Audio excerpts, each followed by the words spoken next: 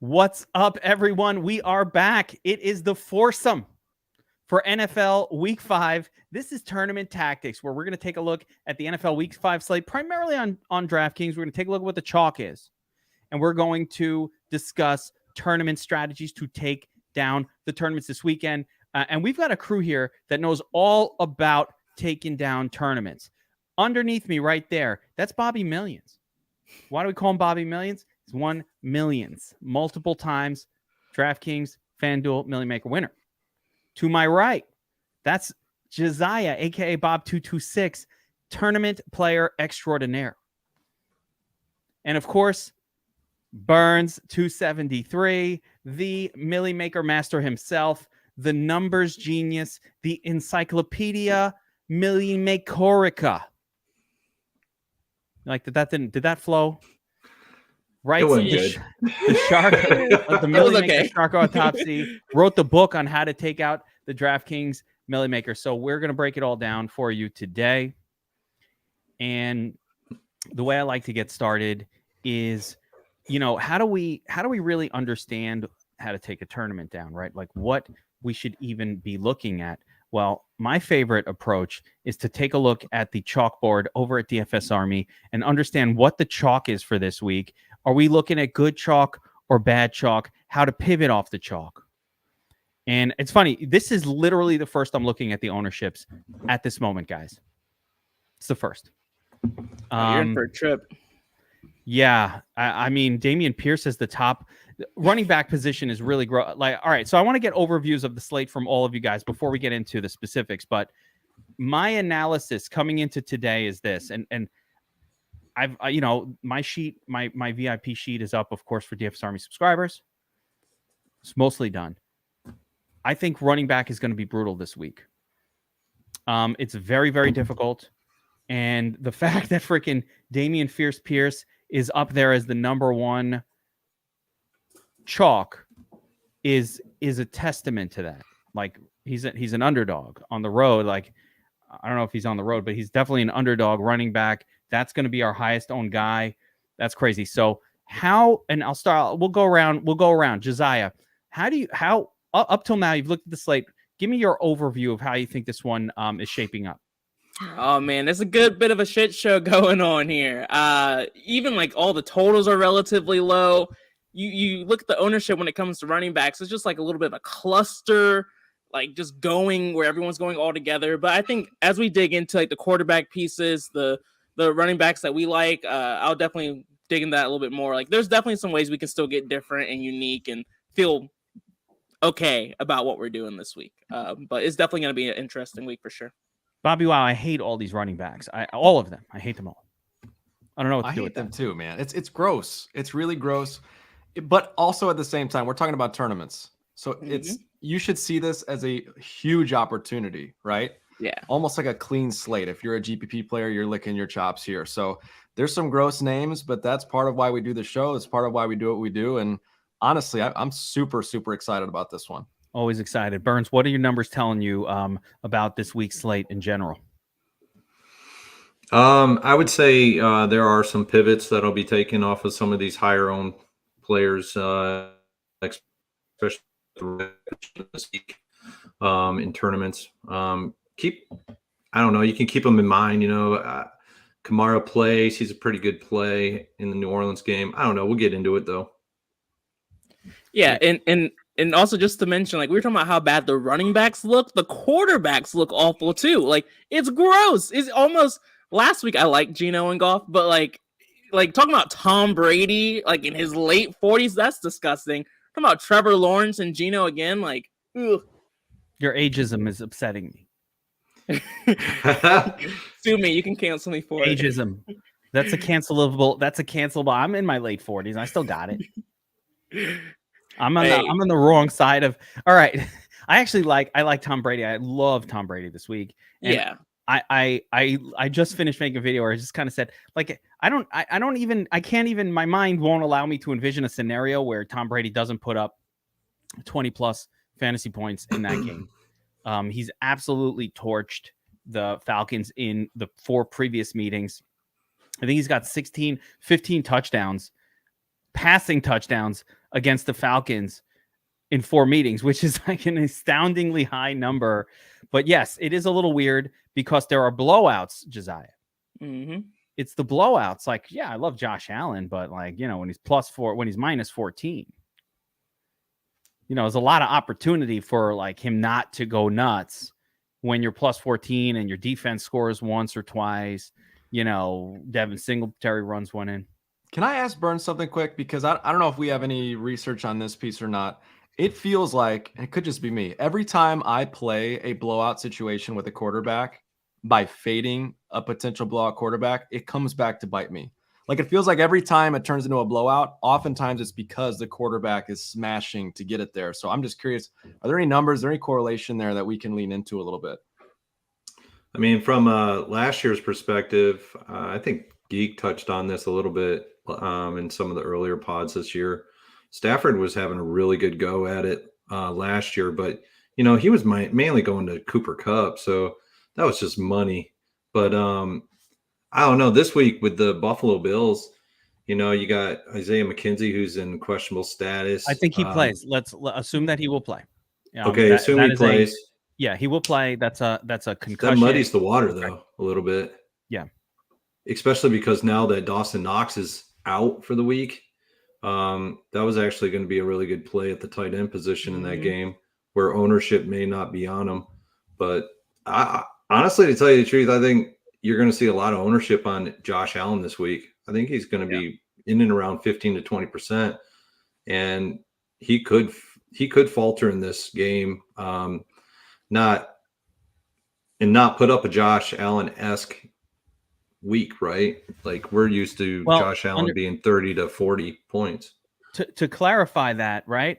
To clarify, what do we need from Josh Allen, right? This is very important, and I want everybody who ever builds a lineup to understand what you're saying, Burns, because these are salary-based expectations, right? So, like, Josh Allen's probably putting 20 fantasy points up on his worst week, but the salary-based expectations when you roster an 8K player on DraftKings is a minimum of 32 to 33 fantasy points at the quarterback position, or else he burned you, right? Yeah. So that's what I want to clarify, because not everybody fully grasps that, right? When we look at Tom Brady and you say, all right, what's the safety of this play? When you look at Tom Brady, it's like, all right, well, he's 6K, 24 fantasy points has us on track to taking down a tournament this week, and he's very stackable. With Josh Allen, we need 32, 33 fantasy points. So Brady and Allen score the same amount. Brady absolutely smashed, and Allen is a disappointment. So I want to kind of clarify, it's really important to look at salary-based expectations, understanding that you really need to 4X these things in order to keep yourself in position to take a tournament down.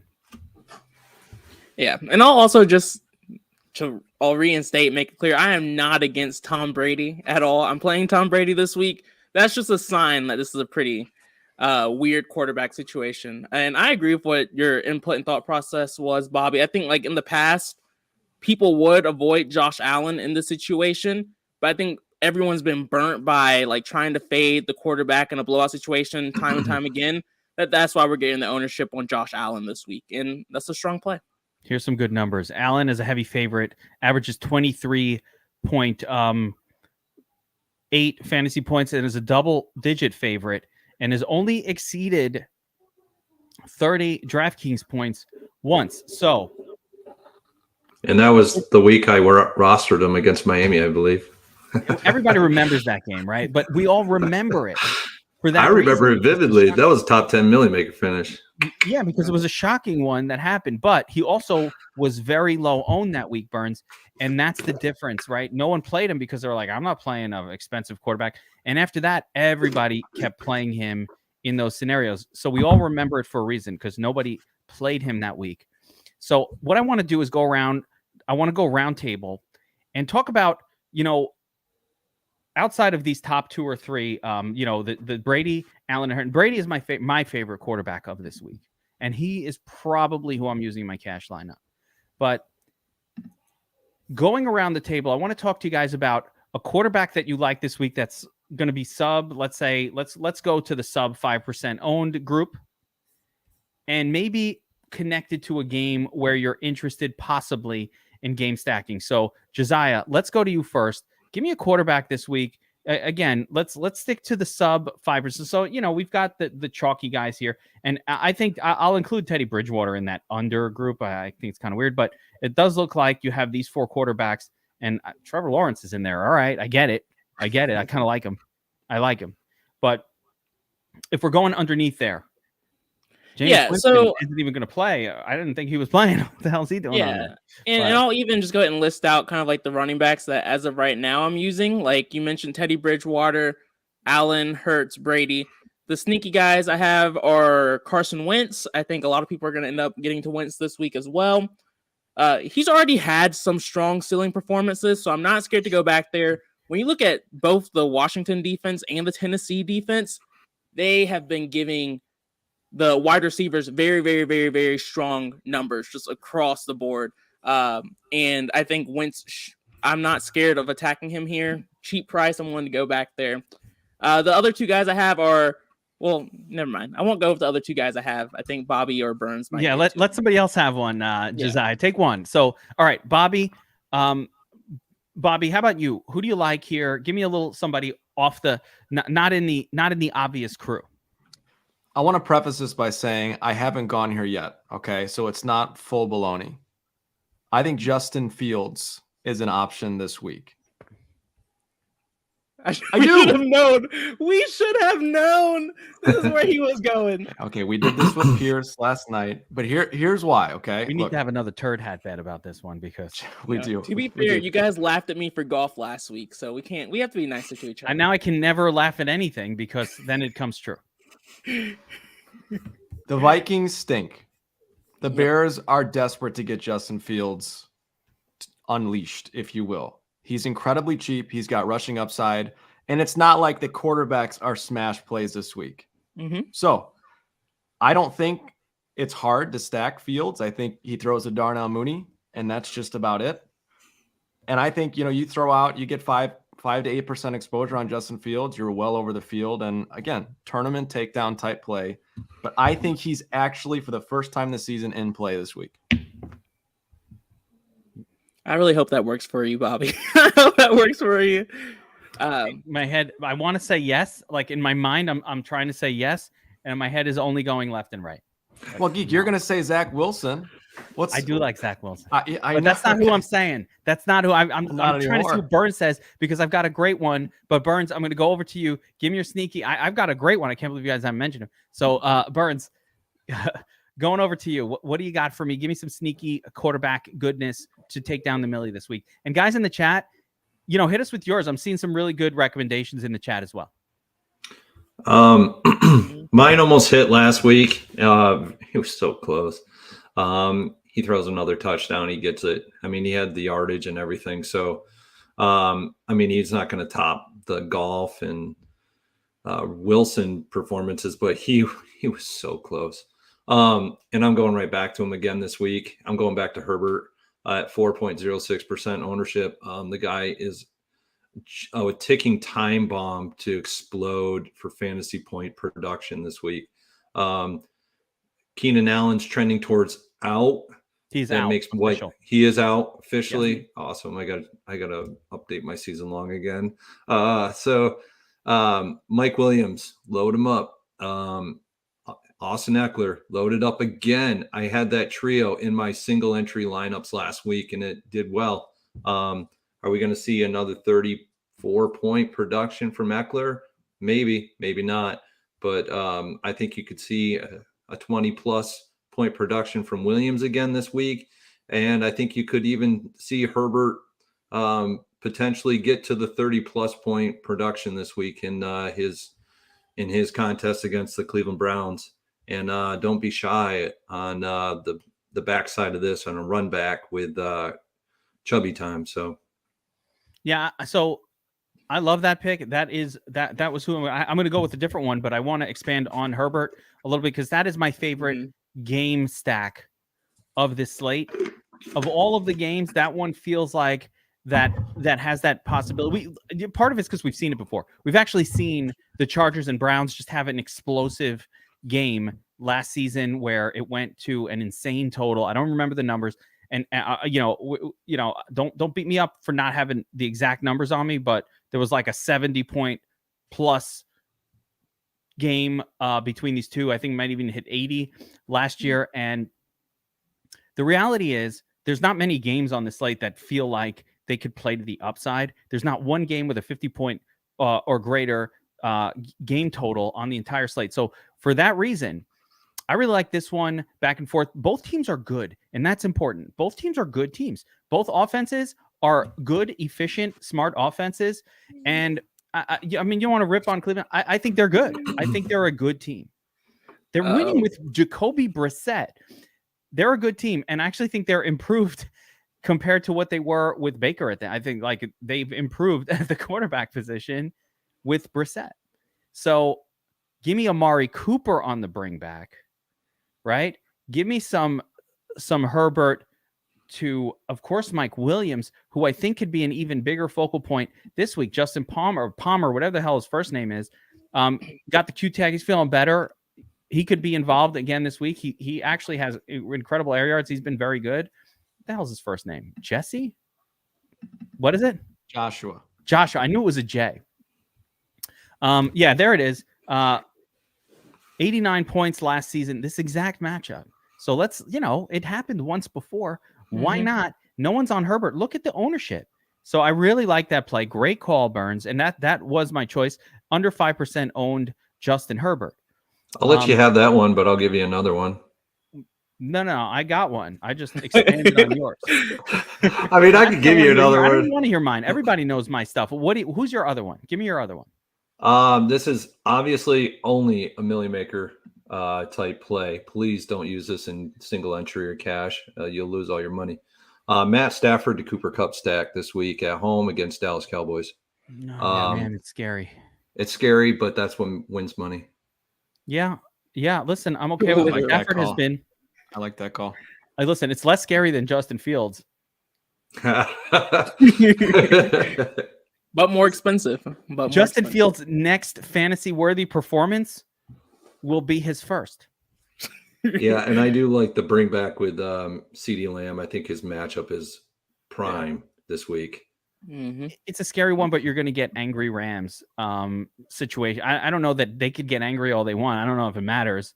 They're just not playing well. I think until they get, unless Allen Robinson like miraculously is not washed and they figure it out, I don't think that team can get there with just throwing to one guy. And the running backs are terrible. Yeah. This season. I've got another one. So I will throw one more name out there. And I feel like he's been mentioned. He's been mentioned in the chat a little bit, but I'm going to Carson Wentz here. You're with me. Yeah. I think we all love Wentz. Yeah. So I just want to throw down with it. Remember, Wentz does not appear on the chalkboard. So he is below the 4% threshold. Yeah, we have him at 1.33 right now. No one's going to want him. And I like that Jahan Dotson is out because it's finally going to be Terry week. Scary Terry. If he doesn't do it now, we're done. It's never going to happen. This is it. Tennessee Titans, one of the worst teams, giving up, I think, the third most fantasy points per game to opposing quarterbacks. They are not good. They stink. So bad. Yeah. I like Derrick Henry a little bit too on the bring. Me too. Yeah. Let me give you one more. Let me give you one more real quick. All I'm right. surprised no one mentioned Kirk Cousins. The Bears. Kirk. No. The Bears defense isn't great. No. I like that too, though. I like the play, but go ahead and explain it. Mine's a no automatically. What the heck is going on here? Bears game. It's the upside for me. No, you know what? It fits it's easy to stack. It fits the with Bears the are missing their top cornerback. Jalen Johnson's going to be out. And we know what Kirk Cousins is going to do. He's going to throw to Justin Jefferson. He's going to throw to Adam Thielen. So, yeah, simple as that. I love Justin Jefferson this week. I just don't know if the upside's there for Cousins. Definitely with Dalvin Cook probably taking some things too. We'll see. I know I better do have than a good secondary stack for that game too. Yeah. Okay. The last person. I have one more that I wanted to talk about because I know it's going to get some hate. Kyler Murray. He was 2 weeks in awful a last row. week. He is, 2 weeks in a row. Not fun to watch at all. And I've made a good amount of money this year by not playing quarterbacks against the Eagles, even if they're in high total games, because the Eagles defense is pretty good. But Kyler Murray's the kind of quarterback I'm willing to take some risk on. He's mobile. He'll just toss it up there and hope some magic happens with Marquise Brown. So yeah, that's another quarterback that's in my 6 as well. You know, quarterbacks like Kyler Murray, something off about him, no question. But number one, I've learned not to question BobbyWow. So even if we act surprised, part of that is so that we can clip it next week, and you could be like, "See, I mean, my man's giving out Goff last week. He's giving out Alec Pierce for the showdown as the captain." Like BobbyWow spitting $1 million winners every day. It's nonstop. You could deny it all you want. It happens nonstop. So I love that. I love that part. And Josiah, one thing I want to comment on what you mentioned about Kyler Murray and the defense is, we talked about this last week with Lamar Jackson as well. Like these type of quarterback, I don't care who the defense is. Yeah. Those type of running quarterbacks, they just got their points come in different ways, and it doesn't matter. Like you can always play a running quarterback in any game that's going to be competitive. Kyler Murray's been a little weird this year, but that doesn't mean anything. He could rush for 2 touchdowns very easily in any game. It doesn't matter who the opponent is, and he'll get you that 20, and he's unowned. And people like the Hurts side of the game, of course, I prefer Hurts as well. Yeah, but agreed. You know, Kyler Murray is interesting. And guys, we didn't mention, we talked about off chalk quarterbacks here, not the chalkboard, right? So we're really trying to stay on the, obviously we like these chalky guys. I even like Trevor Lawrence. I like anybody against Houston defense, anyone. So let's talk a little bit of running back. This is the tough zone, guys. I know we wanted to avoid it, but running back is going to be brutal. And I'm going to tell you right off the bat, straight up, my first thought for the week is I am zeroing out running back in the flex. Not doing it. I want to reduce my choices with this, what I think is a very mediocre group. I want to reduce it to 2, lower the chance of them blowing up my lineup. Now, before we even get into, I'll just go around real quick. That's something I'm going to do. But how do you guys feel about sort of adjusting that approach each week? I will adjust my running back exposures. If there's an all-in or 2, I'll actually allow a lot more in the flex than I normally do. But if I'm not feeling good about any of them, I feel okay about some of them, but not feeling great about any of them. You know what I mean? Maybe I just zero out the flex and get a wide receiver in there. Yeah, that's exactly the way I run it and play it as well. When last week, when there were super chalk, cheap, viable running backs, I'll play running backs in the flex then, just because that's tend to be a correlation that I found that I've had a lot of success with. But outside of those situations, I'm not playing a running back in the flex. So I'll be at 0-2. Yeah, for me, I'm not as smart as you guys. So the more that I tinker with that stuff, oftentimes the more I shoot myself in the foot. So I'm of the approach that I let Jesus take the wheel, even in these scenarios. But it totally makes sense to me why you guys do that. Burns, any metrics on this one way or the other? Last week was the only time we had a running back in the flex on Millie Maker winner. So that's the first time in 9-10 contests across the Millie Maker through this year. So, there you go. Wait, there's been 9 or 10 Millie Maker contests already this year? $4,000, $100, $5, and the 20 regular. Okay. You're counting all of those. Okay. I'm I don't count the 4K. I do. That one? I do, because it gives you a pretty good approach on how they look at things, right? Okay. Yeah, the scores aren't as high, but they're still utilizing quite a bit of the same types of plays. So it is a pretty good it is a good look. Last weekend it was Goff that was in it instead of Smith for the quarterback. So they were really, really close in score last week, those two, and you have to load up on it. Speaking of which, all right, so really quick, if you're enjoying what you're seeing so far, make sure you've hit the like button, guys. Subscribe to this channel. We've got non-stop DFS content coming out. We killed it on the Showdown break. If you watched the Showdown breakdown on Wednesday night, Alec Pierce no one played him as captain. He was 1% owned. BobbyWow bet me at the risk of wearing a turd hat that Alec Pierce would be the nuts captain. I mean, come on. And my bet was on the kickers or a defense in there. And oh, by the way, it was between the kickers and the defense and Alec Pierce up until that last reception for the nuts cap. That's the kind of stuff you're getting here. Make sure you're signed up. Make sure you signed up at DFS Army as a VIP using promo code Geek. You get 10% off right now. That's where you want to be. Now, let's talk about the show sponsor real quick, guys, and No House Advantage. And we thank them for sponsoring the Tournament Tactics show. No House Advantage is a props game, right? And you can play against the house. We all know what a prop is. You bet the over, you bet the under, you make a choice. If you're right, you get paid. But one of the things that I love that No House Advantage does is this big contest, the all-day contest on, the all-day Sunday contest here. And you can take a look here. 2,400 entries, $15 to enter, 30,000 in prizes in this thing. And my favorite part is that it rarely fills. So here's how it works. You basically select the prop. There's 10 of them, and you assign a number value to each prop, your favorite one being 10 points, the least favorite, the least confident one, 1 point.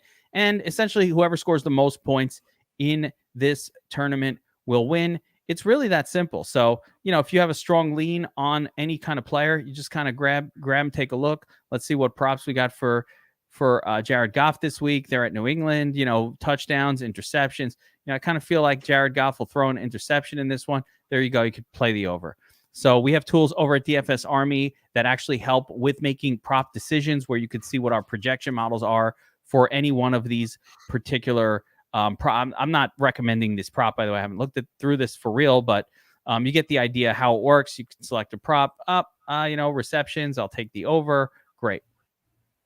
Pick your 10 props, throw it in this tournament, see if you could take down the money. If you use promo code ARMY, they will, when you sign up, A, it supports the show, but B, of course, they will give you a nice little deposit match. So go check out No House Advantage.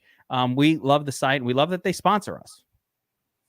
We love them for it. So go support them, check them out, and you could use DFS Army VIP tools to help inform those prop decisions. All right. I know you guys needed a second to think through this running back show, running back position. It's looking gross this week. So let's just look across the top here. Dameon Pierce, he's been great. Picking. I like everything he's doing, getting targets, all that. But now he's the chalk against a pretty good Jacksonville rush defense. Interesting. From there, Leonard Fournette. We gotta like Uncle Lenny. Got to like him in this spot. Nothing not to like about Fournette other than that Rachaad White got a little bit of work last week. Yeah, and it was pretty bad running the ball last week, but he didn't. No, but that was a matchup that was going to be brutal. It was always going to be a tough matchup last week for Fournette on the ground, but he made up for it with the reception work. Yeah. And then, of course, Alvin Kamara coming back from injury, says he's fully healthy in a dream matchup against Seattle. So let's just start with the chalk guys. And Josiah, I'm going to throw this over to you. No, we're going to pass it to Burns or Bobby. I want to get their opinion on it. All right. So Josiah wants to hear Burns, Bobby. All right. So, Burns, let's start with you. I know you love the home favored running backs, right? They have to be a favorite. Right off the bat, the chalk running back of the week is Dameon Pierce. Weird, but he's an underdog and a fairly heavy underdog. Does that take you off of him right away? No, it actually doesn't. I actually do like away dogs as well. There's a lot of data to back it up that away underdogs are being targeted more and more in winning Millie Maker lineups. So not that I actually like Dameon Pierce or anything, but I do have an underdog that it's going to be in the line. It's going to be in the article this week that I really like. Bobby kind of touched on the game that I like him in. So you want me to give it to you? Yeah. Yep. So If David Montgomery's out this week, I'm going right back to Khalil Herbert in this game, the Chicago-Minnesota game. I actually really like him with a second in a secondary stack. And I don't think the overall ownership of this secondary stack is going to be utilized all that much. I think what you'll see on a secondary stack is more of Cooks with this wide receiver, but I think Khalil Herbert and Justin Jefferson secondary stack is on point this week. It's a really good stack. It actually, if you get off of Cooks down to Herbert, you're saving $1,400. No, $2,400 because he's $7,300. So $2,400 that you can utilize to go up from a subpar wide receiver. It is $1,400, but 14. Yeah, you can use that $1,400 to upgrade elsewhere. Dalvin Cook is kind of priced down from where he normally is after just being mediocre. I mean, I like Cooks there too, but I like Herbert as a bounce back off of a heavy chalk. So it's funny in my notes this week for Justin Jefferson, I kind of wrote like nothing stands out about this matchup. No reason to play him, but he's still Justin Jefferson, and 40 points can happen at any point. So I found it a little more nondescript of a play on Justin Jefferson, but I'm really interested in your love of Khalil Herbert. I'm a fan of Khalil Herbert. I thought he was the better play last week. Didn't really come through for us. So, and it really was kind of off my radar a little bit this week. So you've brought him back around for me, Burns, and I love that. All right, BobbyWow. How about one quick question on the Herbert pick? Are you going to play Montgomery if he ends up playing, or? No, I won't go I can't there. play Montgomery. I agree with you. I think Montgomery. So it's just Herbert. Yeah, because Montgomery comes in, he's now splitting with. The beautiful thing about Herbert is he doesn't have Herbert in there to take touches away from him. Mm-hmm. He's getting all the looks. BobbyWow, how about you? Yeah, I think for me, one thing I keep coming back to is I'm not really sold on much value down here. Like, sure, I understand why Dameon Pierce is chalky, I guess, but at the same time, it's not like he's a smash play where we know he's gonna go off. To me, this almost feels like a pay up at running back week for tournaments where you've got guys like CMC, you've got guys like Eckler, who are in pay up spots, extremely low owned, who I think, there's some tough matchups like with CMC, for example. But man, an opportunity to get leverage by being at like 15% of some of these guys feels like a steal to me. So I kind of like the idea of trying to pay up at a couple spots. Yeah, I don't mind this getting different concept. When the field zigs and you zag, it creates a different sort of lineup construction that not everybody's going to have, which is something that I like and I think helps take out large field tournaments when it works. So I don't mind that at all. Dustin in the chat here mentioned James Robinson. I can't believe James Robinson is not on the chalkboard at all. I mean, if why? Because last week. He had a bad week. He was out-snapped by ETN, and he has not been catching passes. His upside comes from pass catching, and if that's not going to be happening, I don't know. So I think there's danger in using him in cash. But James Robinson, in a game where his team is winning, that's where he should shine, right? Like last week, the Jaguars were losing the game. And in that scenario, they're bringing in the pass catchers and kind of doing things, or they didn't. I don't know if they lost per se, but I don't remember who they played at this point. But I know that they weren't dominating or they weren't winning the game like they had in previous weeks. And so the question is, like, has something changed fundamentally? Yeah, they were losing to the Eagles, and they were underdogs. They were big underdogs, and they lost the game. This week, it's the dream matchup against Houston. This is the worst rush defense in the league. This is the rush defense where David Montgomery, you just got to target running backs against Houston. Like, that is a money maker. So I'll throw this right back to you, BobbyWow. Like, are you comfortable playing ETN here? Because, like, if I have to choose between Robinson and ETN, I'm still going with Robinson. I don't know. I think it could have been situational what happened last week. Totally. I completely agree. And I don't think Robinson is a bad play either necessarily. It just kind of coming back to my point of, Robinson's a fine play. There's several guys in this $5,500, $6,000 range that are fine plays, but it just no one is jumping off the page at me. So that's kind of why I spoke to the pay up. But he's fine. Yeah. Yeah, I'm so glad I let you guys go before I went, because I thought we were talking about Alvin Kamara, and I have no idea what I'm going to do with Alvin Kamara yet. So, and I don't think most of us do, so we kind of dodged that one a little bit. You know what? The more I think about Alvin Kamara, the more I like him. Yes, I like him That's a lot the this scary week. thing, though. Yeah. I like the price, 6,600. Haven't seen that on DraftKings for Kamara in forever. I'm hoping that it's Andy Dalton at the helm. Yeah. Because Andy Dalton is less averse to checking down to a running back compared to Jameis Winston. Don't know who it's going to be, but even if it's Winston, I'm still okay with it.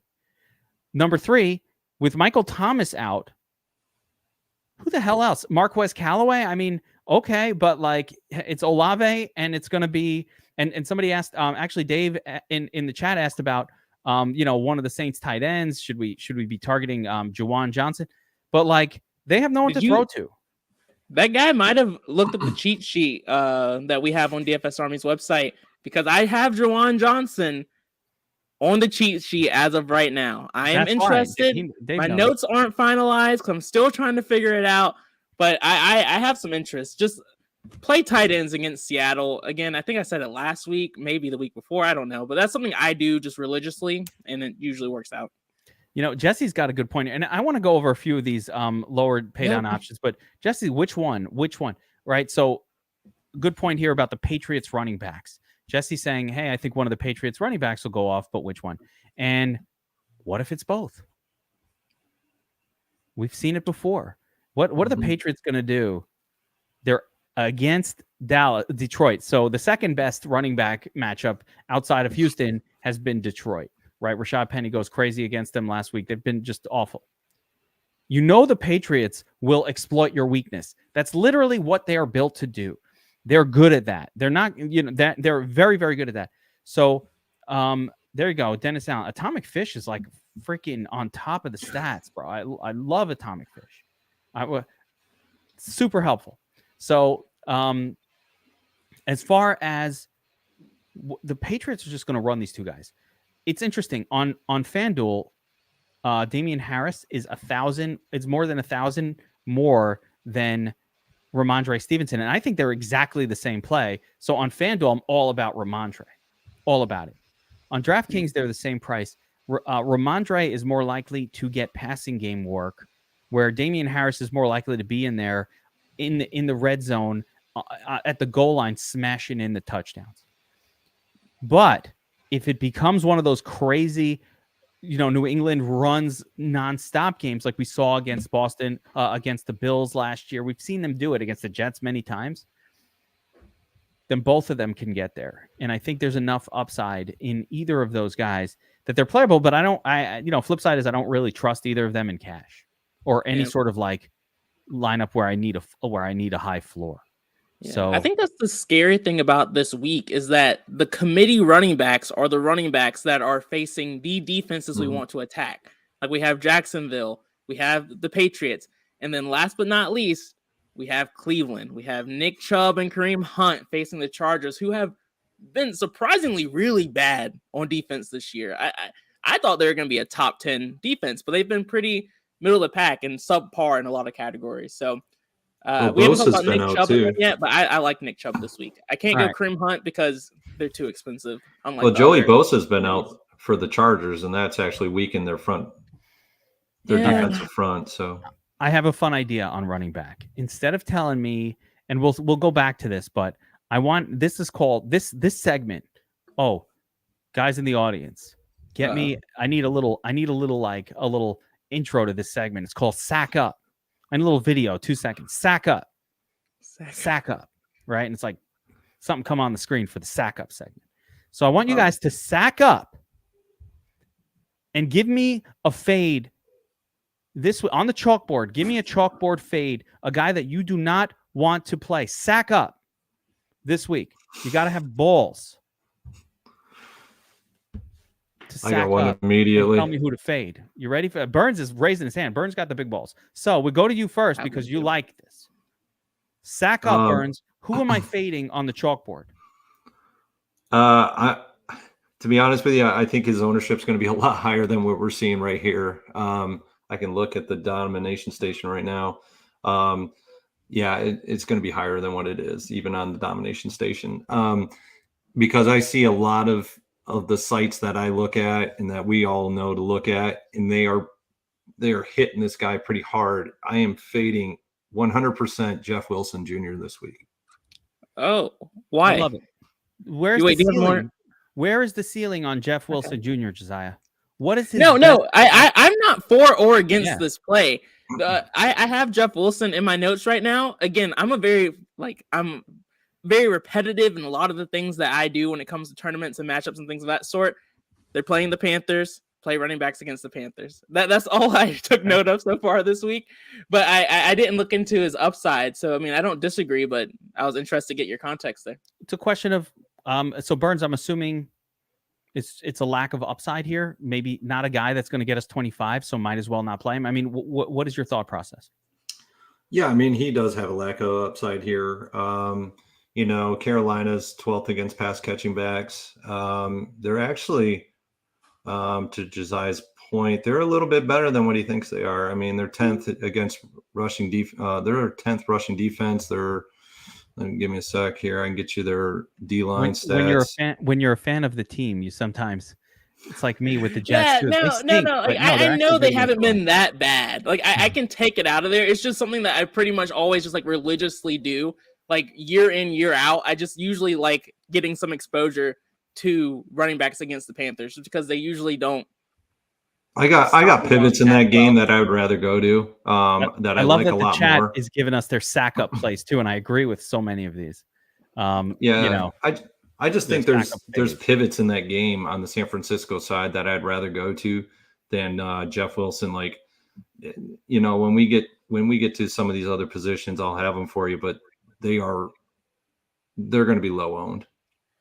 Yeah, I'll jump into mine. I think mine feels a little bit too easy, and that's why I'm worried about it a little bit. But for me, it's going to be Breece Hall. I just don't feel comfortable about that situation. I don't like playing Jets players in general, so that's a thing. Well, the Dolphins aren't bad against the run. I might be missing something on why he's so chalky this week, but that's not a spot I'm looking to attack.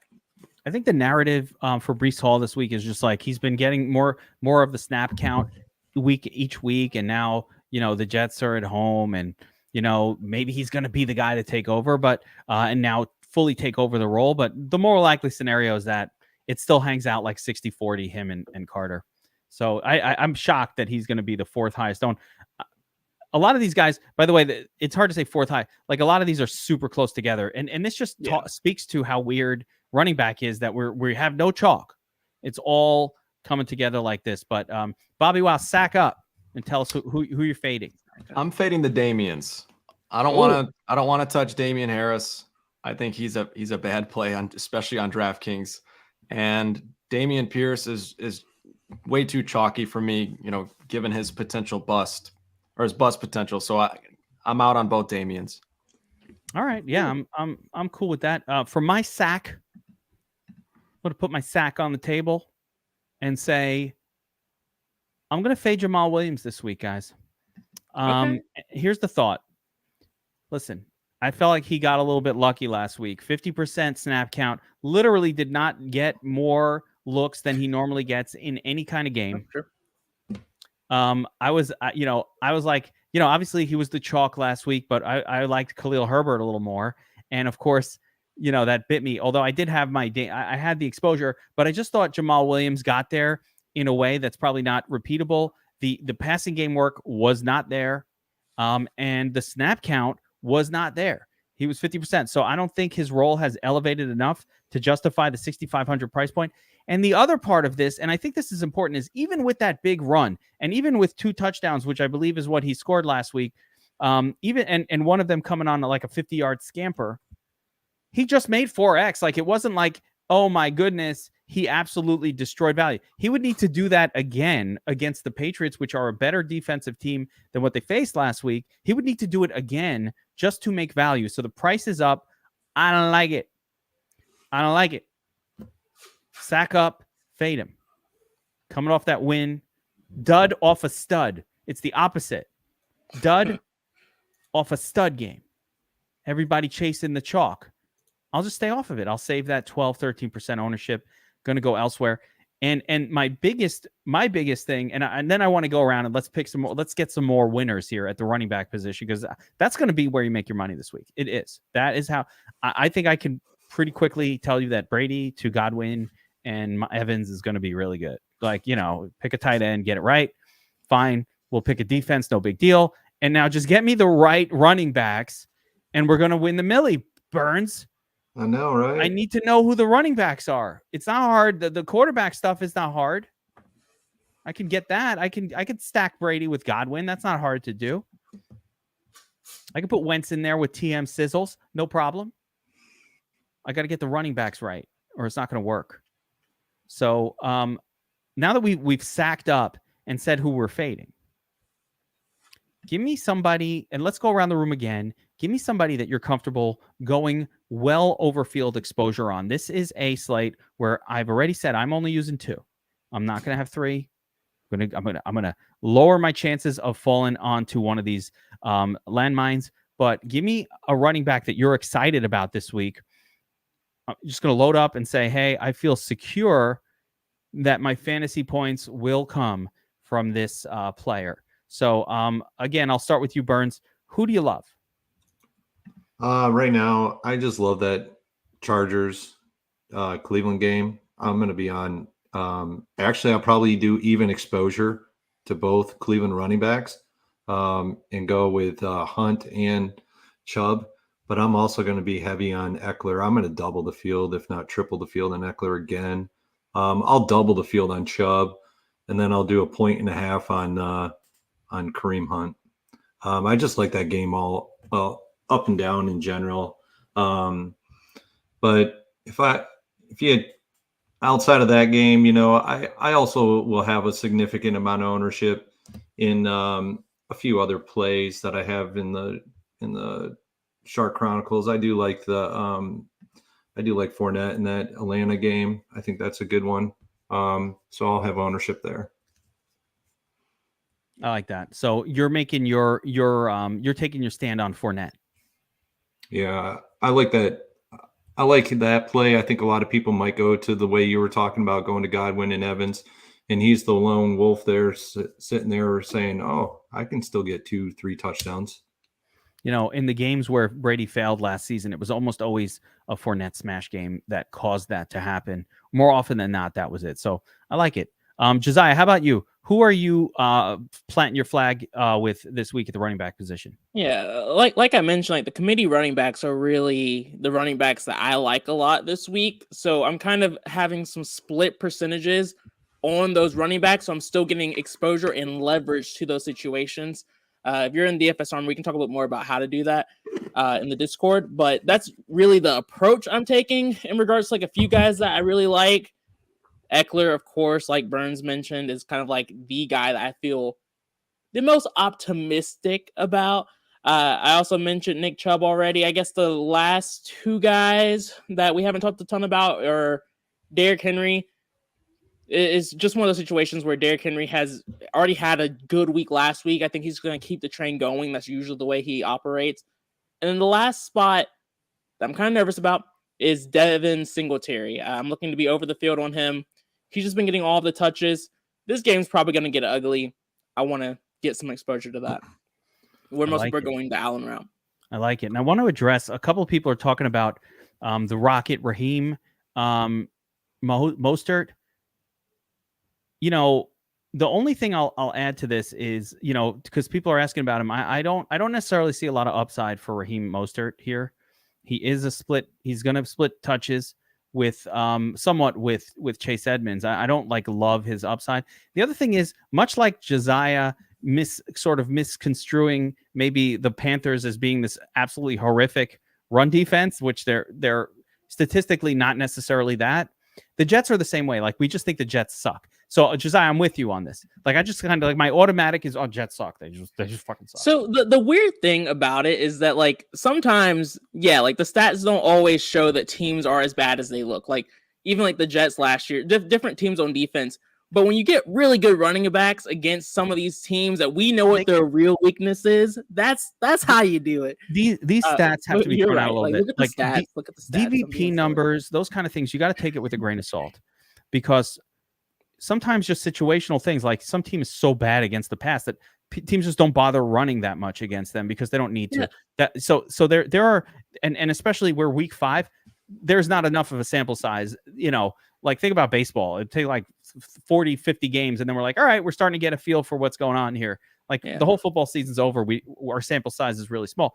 But the thing I want to say about the Jets is they are a pass funnel defense. The Jets defense is actually okay against the run. Even though Chubb scored all of those 3 touchdowns, he only actually got like 70 yards in that game. Like they're not that bad. They've given up more points than their badness would imply. And so, if I had to have any argument against, I'm not sure that Mostert is the guy that's going to get us the 25 fantasy points we need to sort of, he might be like, because he doesn't get a lot of passing game work. So he might just, he might get you like the 12, the 14, the 16-point game, which is fine for a cash. We got to 4X these guys. And I'm not sure he's got that in him. So that was it. BobbyWow, how about you? Who are you planting your flag on? And I'm trying to do this in real time, but if I asked you already once and I go back again by accident or I forget, let me know. This is a 4-man. That's like the hosting duties for a 4-man, by the way, elevated up 2 notches. So crazy. Yeah, crazy. Know what I mean? My top 2 guys are going to be Lenny and Kamara. Those will be the 2 guys I'm planting my flag on. Okay. One off the radar guy to throw out there if you're looking for an MME dart, Tyler Algier. Yep. Yeah, that is a MME tart. But no, Lenny and Kamara, I'm going to be way over the field on. And Khalil Herbert, though, that's your guy. So don't go away from Khalil. That was your guy that you gave. Now I'm high on Khalil because of you. No, that was Burnsy. I'm high on Justin Burns. Fields. Oh, Burns was the Khalil Herbert. Okay, there we go. I'm high on. I love Herbert this week. I think he's going to be he's a stud off a dud if Montgomery's out. I love Khalil. So that he's up there. Now you fully convinced. I thought it through and Khalil's going to be great. I love a lot of your picks, guys. I like Kamara here. 6,600 is like the lowest you're going to get Kamara for. Yes. He's going to be. I can't believe he's going to be high owned. Like that part is blowing my mind. I still can't even accept it. The lowest I've seen him before was 6,700, and that was 3 years ago. Yeah, this is an all-time low salary point for Kamara. Love Fournette. So I think there are some good spots here to target, and of course Derrick Henry. If you can get him, one interesting thing about Derrick Henry, Burns, is my guy is getting passes. He's 5-6 targets a game. Last couple games, you give Derrick Henry, you get him involved in the passing game, and he is just like the ultimate. That is the ultimate. That's the total package of a running back. Derrick Henry is. By the way, he also passes the eye test. And watching Derrick Henry play, he doesn't look like he's kind of getting old and broken down. He doesn't look like Dalvin Cook out there who just falls the second you breathe on him. He looks like the same old Derrick Henry that I've seen for all these years. I love it. Yeah. Well, Dalvin Cook's out there looking like he's tired. Yeah. You can still play Dalvin Cook, though. It's okay. You can play him this week. Still in a really good matchup. There's still some reasons, but I agree. Like Derrick Henry actually looks good, and you feel good about playing him. Whereas Dalvin Cook, you're like, please don't fall apart. Please don't fall apart. What are we doing when we're playing Dalvin Cook? We're smoking the hopium. Yep. Oh, so good. Oh, it's gonna be good. I promise. Hopium that he stays healthy. Like that's the biggest thing. This time it's gonna be different. It's gonna be so much better than it's been all year because it's a matchup. No, he's had good matchups. He stinks. Smoking the hopium. All right, let's talk wide receivers, guys. And people seem to like the sack up segment, so we'll do that in a minute. But let's just start at the top with who is chalk this week. Chris Olave. Okay. All right. Olave's looked so good. He's just talking about eye test, like he just really stands out when you watch those games. No Michael Thomas, no threat of any other wide receivers on the team to throw to. He's already getting a 30% target share. Yeah, I think that's a perfectly good chalk, and I'm eating the chalk on that one. You know what's nice is none of this chalk is like that chalky, right? It's like 18%. We're not getting the 35% decision to make. These are kind of chalky. Cooper Kupp, Vince is saying versus Diggs, but I am not convinced. And Vince is a big Cowboys fan. I am not convinced that Trey Diggs will be on Cooper Kupp at all. Cooper Kupp does not play a position that is generally shadowable. I think he's fine, but 9,600, just again, 9, 18, 27, 36, 37, 38. You need about a 40 out of him. It's asking a lot. I don't have Diggs on Kupp this week. Yeah, he rarely, because Kupp is not playing a traditional outside wide receiver role. Who do you think Diggs will be on? I mean, Marquez Callaway? He's going to be on Robinson. On Allen Robinson? So Allen Robinson even less likely to catch a pass? Mm-hmm. Yeah. You've been anti-Robinson all year. For good reason. For good reason. I got Jordan Lewis on Kupp. Yeah, so there it is. So yeah, that I wanted to mention, like, I'm not sure that we don't need to be scared of Kupp. An interesting chalk piece here. Now, I love Godwin. You guys, I've said it. I don't know how to say it again. But an interesting chalk piece. Tyler Lockett. Where is DK Metcalf at 6%? Tyler Lockett, if I have to say, I've seen that pattern before back in the day when Russell Wilson was the quarterback. Mm-hmm. And you almost always wanted to go to the lower owned of that pairing. Like that. So, Bobby, you're nodding your head. There's the Marshawn Lattimore sort of narrative going on here where it's like, oh, and I'm assuming that's what's happening here. So yeah, maybe it must be. Is that that is? What's going on? It's price. It's a lot of price too. He's what, $1,000 cheaper than DK? Yeah, more than that. Significant savings. So that's what it is. But I'm with you. In those situations, I'm always going. If there's someone significantly lower owned, that's where I'm going in tournaments. Yeah, and there is the Marshawn Lattimore thing is legit. Like, he's a good corner, and he takes out guys who look like, a DK Metcalf. Like, he's good at that. He's a larger cornerback. He's good again. He's physical. It should push the targets to Lockett, but I'm just not liking this ownership scenario. Then I got some weird chalk here, and this one, talk about sack up. Do I have to sack up to fade Drake? Ain't nothing changed but my limp. London? What the hell? This guy's People going up love against... the bring back, man. That has to be what it is, right? Wait, isn't he going up against the high chief Jamel Dean? Bobby, actually, Burns, check your cornerback chart here, because I'm pretty sure he's going up against the high chief. And you Are we talking about which wide receiver right now? Drake London of Atlanta. All right, give me a second. You don't want to go up against Jamel Dean. Like, come on, man. I get. So I think this is chalk because Pitts is out, and they're like, all right, well, 30% of the targets have gone to London, 30% go to Pitts. Now it's going to be 60% to London, which, so he'll get 6 or 7 targets. Yeah, it could be, but they were both popular, like, pretty early on in the week. Like, people wanted to get London and Pitts into their lineups. He's going up against Jamel Dean, no? Yeah, he is. Hurt. Jamel Dean's going up against Drake London. You don't want to mess with the high chief. Come on. That's not good. I don't know. I love Drake London this year. I think he's a stud long term, but that team only throws like 14 times a game. So even a 60% target share, you're talking about like 7 targets. Plus he cost me money on a freaking over, on an over bet last week for over 5 targets, which I thought was like low. Only got 2 receptions. It sucked. All right, let's continue down the wide receiver. What do they call that? I don't know. I forgot. There's an expression, but let's continue down the path of wide receivers here. Mike Evans, I love here. Zay Jones, what? I didn't even occur to me to play Zay Jones this week. But yeah, okay. I think he's questionable. Is he healthy now? Wow, he's got double the ownership of Christian Kirk right now. That's crazy.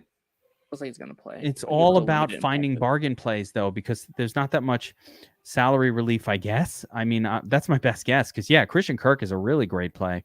I like everything about this Jaguars offense. So, I mean, sign me up for all of that. But there are some weird spots here. Jacoby Myers with the backup quarterback in. I can't. I mean, why is DJ Moore? All right, let's just All right, is this sacking up to say I'm fading DJ Moore like until... until further notice. That's not even sacking up. It's sacking up to play DJ Moore.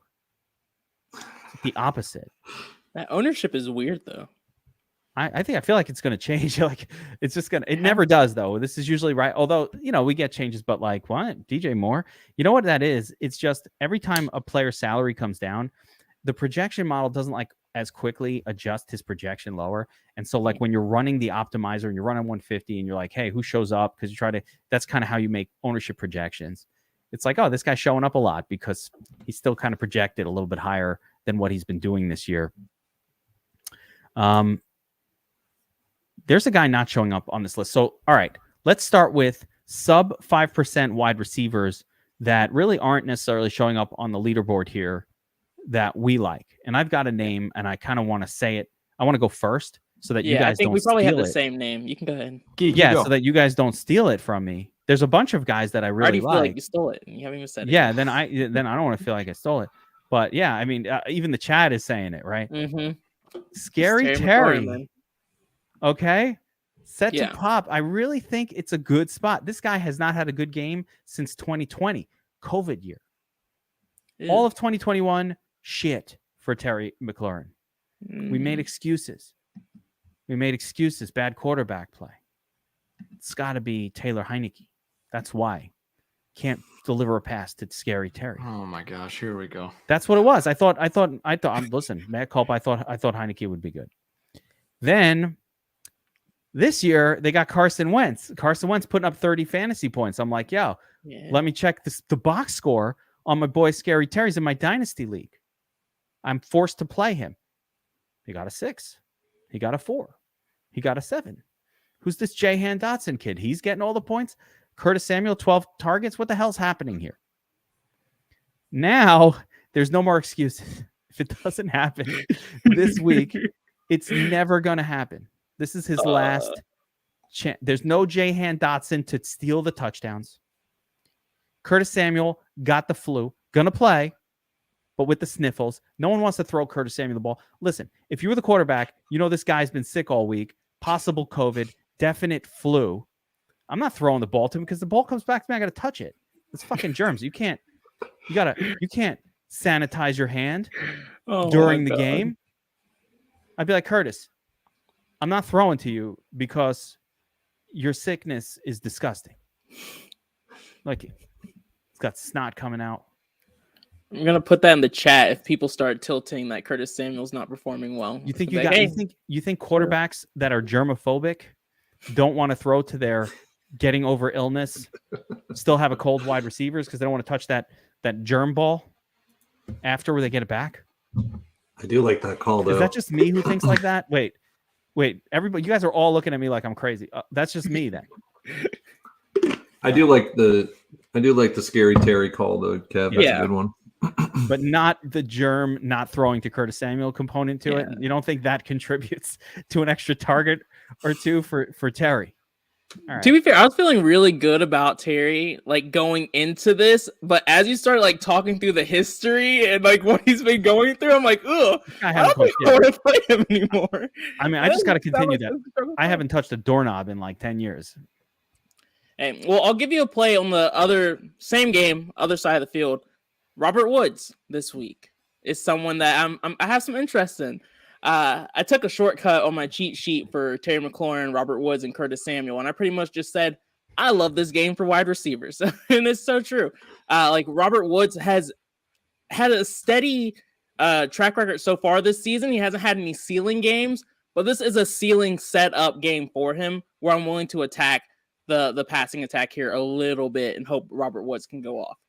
You will literally be the only person playing Robert Woods. Him and me. I love Bobby Trees. That's a good call. I'm not saying it's a bad call. When I say that, I think that could be great. But you guys will be the only two playing Bobby Trees this week. So maybe that could be great. Yeah. I probably would contain that to my Wentz Terry kind of stacks. I might want to contain that. He's so cheap, Geek. He's cheap. He's a high volume guy. I mean, look, I was trying to find any reason to play Ryan Tannehill. I couldn't do it. He sucks. This receiving cast sucks, but this should be a volume game, and it could set up for a ceiling game like Josiah said. So I love it at 5K. I mean, that's not that that's a Trey solid Burks has option. been getting a ton of targets, but he is out. Mhm. So, as More they're targets. game planning for this game, they're probably like, Bobby Trees, we need you this week because, there's no Burks. Maybe Austin Hooper. I'll give you mine super fast. Yeah. One, just to keep with the theme, Darnell Mooney. We already covered this. Darnell Mooney was open for touchdowns multiple times last week. If they can dial it in at 5K, he's going to be the guy to catch it. The actual non-Bears guy, so you guys can start tuning in now. I just want that to hit so bad. The non-Bears guy is Adam Thielen. I cannot believe how low owned Adam Thielen is at his price. He's criminal. A guy who can absolutely shred the Chicago Bears.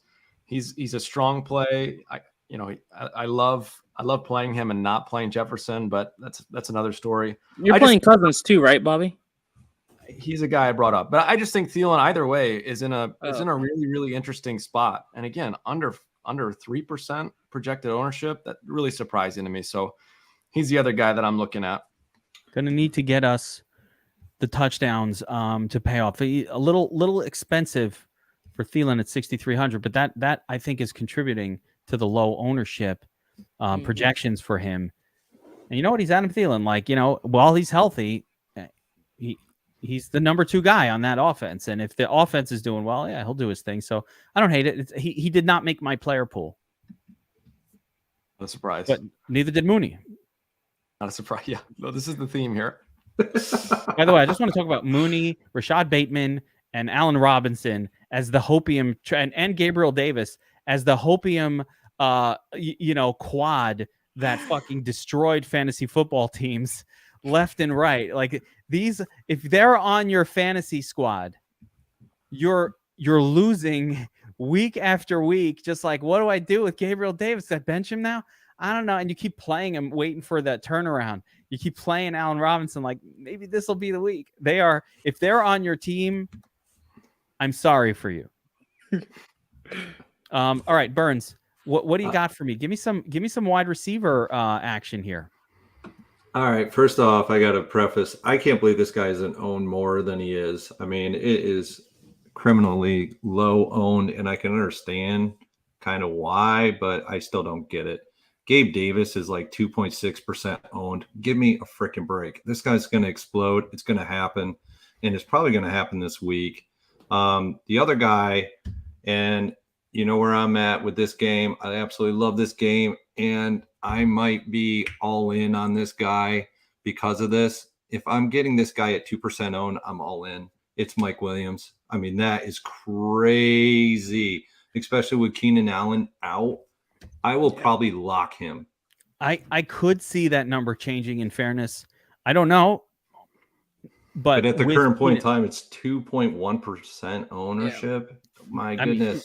With Keenan Allen now ruled out, if that ownership projection doesn't come up, it's like I'm lock buttoning it. And if I lose money on it, so be it. It's my stand, and I'll be like, boom. I didn't, yeah. My guy that is not on the chalkboard. Now, I already mentioned Terry McLaurin, and again, correct me if we've missed somebody, but I have another guy. I already mentioned Terry McLaurin. In the same price range, Amari Cooper. Mm-hmm. I knew that was coming. That's a game I want. How did you know, Bobby? You're like in my mind, though. You and me were like. But do you agree or disagree? That's where the real eye contact comes in. No, I agree. I knew Geek was going there. Like, I like that game. And you mentioned Mike Williams. It's all part of this game. Amari Cooper is getting like a 30% target count. I like the 30% number. When you look at the DFS Army matchup sheet, which for me is my favorite tool for looking at games. And by the way, if you don't know where that is or what it is, again, we have a lot of cool tools at DFS Army. But this matchups tool for me is one of my favorite. I use this to make, like, one of the things we like to do at DFS Army is show people the process that how am I coming up with these player decisions, right? How did DFS Up North come up with Marquez Callaway, who we could talk about him. It's because you look at the matchup sheet and you're like, hey, this guy's been on the field for 90% of the snaps. Who the hell is this? And then you said, Richie James, that first week we figured out. You start to see snap counts. Well, the target shares are really, really important. And Amari Cooper, who is not showing up on the chalkboard at all, so he is sub 4%. I don't know what his ownership will be, but it's going to be low. This guy's getting a lot of targets, 10, 11. Now, of course, the gross week last week destroyed your lineups if you played him. That's why it's a tournament play. I want this is what I want my tournament players' outcomes to look like. 4, 28, 26, 2. You know why? Mm-hmm. Because if this guy had put up 18 and 16, we'd be paying $7,500 for him right now. The whole reason you could get Amari Cooper at 6K is because he's got 2 duds and 2 explosions. But those 2 explosive games that he had were more than were more than 4x his salary. Mm-hmm. To the point they were helping you win tournaments those weeks. Guys, all we ask, by the way, so Vince, we love you. We love you guys who are watching. Hit the like button. Just if you like this kind of content, hit the like button. Helps the algorithm. I don't know what it does, but it helps us. Hit the subscribe button if you're watching this and you're not subscribed. Make sure you're subscribed to the channel. I mean, just for this show, Tournament Tax, we've got betting shows coming out. Everything is happening on this channel, but you won't find it again unless you hit subscribe. You're gonna be like, where are those crazy guys? I don't know. I can't find them. You're gonna lose it. You got to hit subscribe. I can't remember who the hell I watch a lot of pods. If I don't hit subscribe, I don't know who the hell I watched. Got to hit the subscribe button, notification bell. Do it. I forgot one more, Kev, and I gave it to everybody earlier. Is CeeDee Lamb? He's sub 10% right now. So yeah, I like the Lamb play. Yeah, that's great. I mean, by the way, Cooper Rush, how is he that much? Like he's kind of good, no? Is he good? And that's why I wanted to ask about one other guy. I was curious about Michael Gallup. Mm-hmm. I do like that too, Bobby. That's a good one too. I like he's 5K. Which one? Michael Gallup. Oh yeah, first game back from injury. He was back last week, right? Yeah, he was. He caught a touchdown. I think he scored a touchdown last week. Here, it's a good call, Bob. All right, 3 targets. Got the touchdown. What are y'all's? I'll mention it as someone that I like, but I also just want to get your thoughts on George Pickens. We saw him have a great game last week. That's when we had a new quarterback. Mm-hmm. Week 2 of a new quarterback. You're facing Buffalo. That's the biggest concern is the matchup. Curious to see what you guys think about Pickens. Yeah, I'm just like straight up. I love Pickens. I love him as a player. He will be awesome. Yeah, and he's just so cheap too. But the price matchup is right. Everything. So the only negative is I'm not normally in the business of using players that are facing Bills defense. So that's the dichotomy that we're dealing with this week, right? It's like Pickens, yeah, sky's on the ups. Well, Trey's back too, so Trey White's back, man. Will he be on Pickens though, or on Deontay? He's going to be on Deontay, but I mean, dude, it just makes that defense that much better. Forget who he's going to be on. Like the next guy moves over, and they're all good. Like I said last week, like Buffalo's defense, I really don't care who the heck is in or out. They're just a well-coached team, good defense. It does make the situation a little bit tougher for Pickens, but it's a tough matchup in general. Like that, I'm playing him knowing he's facing a tough matchup. I'm not locking him in, but I want to be a little bit over the field to the 2% he's supposed to be at. I like it. Yeah, it's a tough matchup. He's one of the guys. He made my sheet as well, Josiah, early in the week, and then I was like, I started thinking about like in doing like this week. One of the things that I was doing when I was kind of going over my sheet, I started pulling players off. I'm trying to trim it down a little bit from like. Sometimes I put players on there because I have a comment that I want to make that I want to like tell people about. Yeah, and then I was like, fuck it, I'll just pull them off. Like Stephon Diggs did not make my sheet. I just pulled them off because. At one point, I want to kind of comment about Stephon Diggs, and I will do that now, and say I don't like when a guy is priced at 8,400. That I don't like it when he's priced here, because Stephon Diggs has literally paid off on that salary like twice in his Buffalo Bills career, and we're talking like a 3-year sample size at this point of Diggs, including 1 year where he was the only game in town, and he's only paid off like a couple of times to that salary. So for me. Including not paying off on a slightly lower salary than that all of 2021. So And that's part of why I love this show, right? Because you're totally right. Like Stephon Diggs, he does not hit that ceiling. But I love the double dip that Burns mentioned with Gabe Davis. We know this is a good game. We know that they could score a lot of points. The Bills should score a bunch. And Gabe Davis is just such an awesome pivot off of that in this game type of environment. If you take those factors in, it makes a huge difference. So yes, I totally agree with all of it. Yeah, and also Gabe Davis, you get him in no ownership, and oh, by the way, if you look at the historic, Burns is all about the historical statistics, and that's going to push you onto Burns, because when you look at what happened with Josh Allen last season, when Josh Allen was in the nuts, and that was, he scored a lot of points. It happened a few times. It was Cole Beasley and last year Emmanuel Sanders or Gabriel Davis later on that were part of those groupings. It wasn't Allen with Diggs, because the Allens and Diggs stack is so freaking expensive that you're not gaining that much edge on the field, even when it hits. So unless Diggs did 44, which he did this year, we all saw it. Thank you very much for helping us win a showdown. We appreciate it. But, it doesn't matter as much in a showdown, in fairness, because, the guy who scored 30 is the nuts anyway, 45, whatever. It didn't even matter. But or he was already the nuts at 30. It didn't matter that he put up 40. But he did it already this year. That's it. He had his 40-pointer when Gabe Davis got hurt. Now, Davis is in the game. McKenzie, who everybody's talking about with this concussion, McKenzie is going to play. I'm not going to say it 100%. I'll say 90%. And here's the thing about concussions. You guys listen to me all the time. You already know this. When you return from a concussion, it's not like returning from a hamstring. When you return from a hammy, I'm worried you're going to get hammied out again. All right. Soft tissue, hurt Leo Jones comes out, the knee, the hammy, second play. He's limping around. You're like, oh shit, they got us. Or that he's playing, but he probably shouldn't be playing because the hammy's fucked up and he tweaks it. The concussion, you don't tweak a concussion. It's either you have one or you don't. Like we saw what happened when you have a concussion and you play. Yeah. Tua got a worse concussion because he had a concussion and it was actively happening, and the next one made it worse. But that's the rarest of rare. Normally, you come back from a concussion, you play the full game, no limitations. Oh, this is a good question, Tyreek and Waddle. So I'm going to go around. I do have strong thoughts on this pair, but I like them. I think they're both questionable too. Yeah, forget they. Yeah, they are. But we're not doctors here, right? We don't know. But generally, Miami likes to throw the football.